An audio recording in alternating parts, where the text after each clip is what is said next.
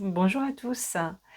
Alors aujourd'hui, je voulais revenir un petit peu sur le parcours qui m'a amené à ouvrir Speak Up Formation. Voilà, j'ai souvent eu des questions quant à mon parcours. Les gens, bon, savent que j'ai passé du temps en Angleterre, hein, mais pas forcément le reste du parcours. Voilà, et puis dans certains cas, il peut y avoir des petits commentaires négatifs, comme par exemple au tout début de ma carrière, des personnes qui m'ont demandé en fait combien de fois j'avais passé le CAPES avant finalement de renoncer pour ouvrir autre chose. Donc je trouve que c'est pas mal de revenir un petit peu sur le parcours et puis mon regard sur l'enseignement en fait. En réalité, moi j'ai commencé l'enseignement en étant en Asie où je vivais.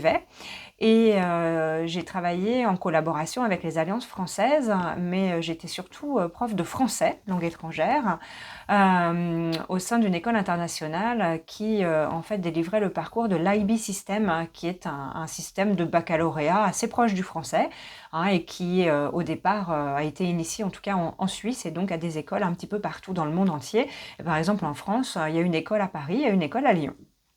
Donc c'est comme ça que moi j'ai démarré mon parcours.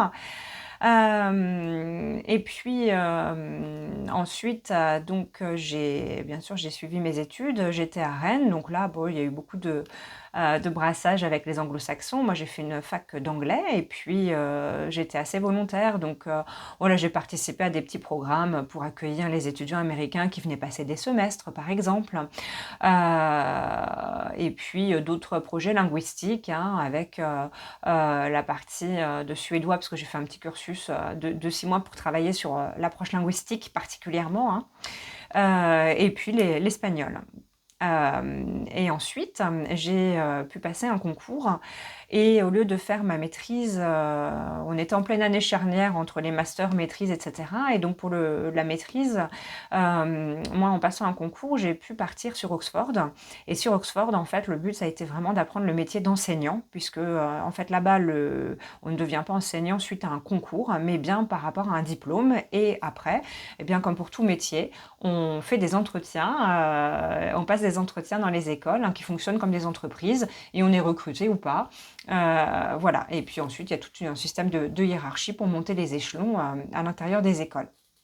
Donc, moi, j'ai passé le concours pour faire sur la même année la maîtrise et obtenir en fin d'année le diplôme d'enseignante des langues vivantes. Je suis partie sur Oxford. Alors là, j'ai appris mon métier, j'ai vraiment appris les approches, comment aborder une classe, hein. Voilà, l'idée c'était vraiment d'avoir un diplôme et de valider un petit peu ce que j'avais pu acquérir déjà par le passé, hein, puisque j'avais des classes, mais de manière officielle. Et puis, j'ai travaillé en Angleterre hein, et en fait, j'ai été recrutée dans un établissement qui pour moi a été particulièrement difficile parce que j'étais pas du tout préparée.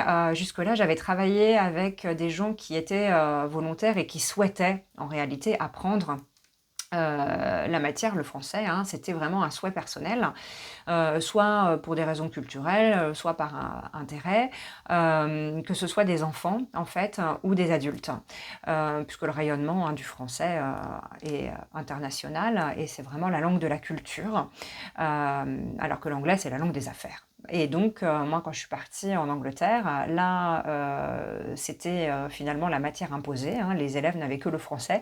Il n'y avait pas d'autres propositions linguistiques. Et je me suis retrouvée dans un collège qui, en fait, était dans une zone où les personnes qui venaient étaient quand même en très grande précarité. Il y avait des contextes sociaux qui étaient très complexes, avec des difficultés diverses et variées. Et en fait, là, j'ai vraiment remis en question mon choix d'orientation professionnelle.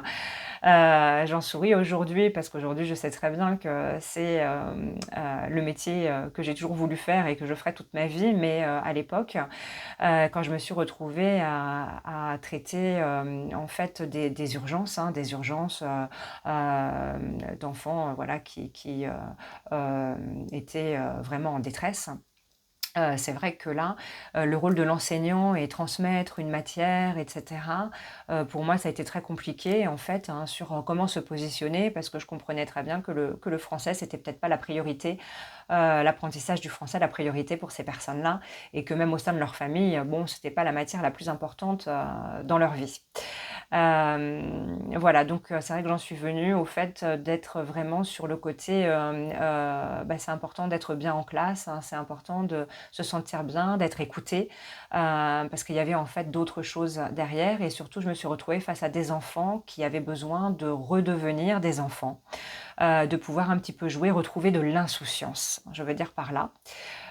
Voilà, parce que c'est des enfants, qui, finalement travaillaient beaucoup, travaillaient au sens pour gagner de l'argent, aussi et toutes les difficultés auxquelles ils devaient faire face à côté, c'était beaucoup.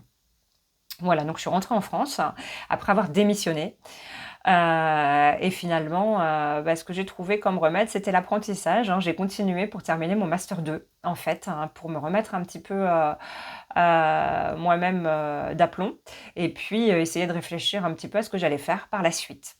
Et finalement, dans le cadre de mon master 2, je suis allée faire un stage, à Lisbonne dans une entreprise privée et je me suis dit: «Bah, voilà, moi, je vais regarder un petit peu comment ça se passe et si je me sens capable de créer mon école de langue et ben, je le ferai». Parce que du coup, je restais, vraiment, sûre qu'il fallait un petit peu enseigner, autrement et en dehors d'un système, qui pouvait ne pas convenir à tout le monde.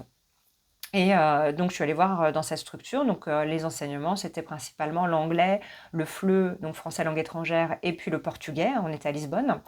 Et c'était aussi des demandes professionnelles.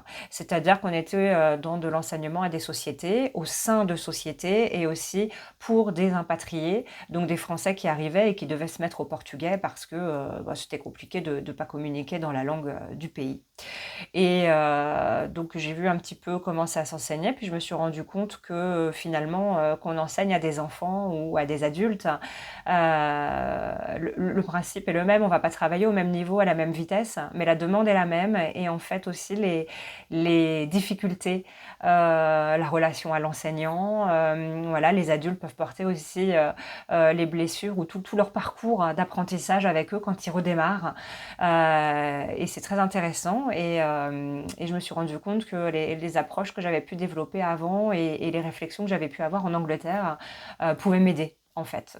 Et c'est comme ça que j'en suis venue à créer Speak Up Formation en Bretagne, donc à l'issue de mes études et de mes parcours, différents et de mes enseignements auprès de publics divers et variés.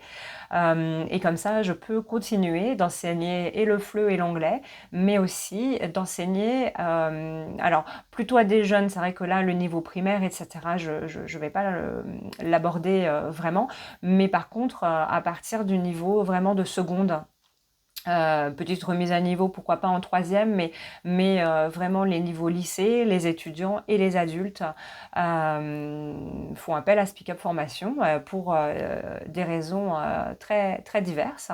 Et puis les TPE aussi vont faire appel à nous pour qu'on puisse intervenir directement auprès des équipes, de petites équipes. On reste toujours sur des choses, soit en cours individuel, soit en petit comité, hein, c'est-à-dire que les groupes vont jamais excéder 5 ou 6 personnes. Voilà, comme ça vous en savez un petit peu plus sur mon parcours et puis je vous mets dans le bas de la vidéo le lien vers tout un article qui décrit ce parcours et puis à la fin duquel vous pourrez aussi cliquer sur les différents sites internet des structures dans lesquelles j'ai enseigné. Voilà, à très bientôt, au revoir.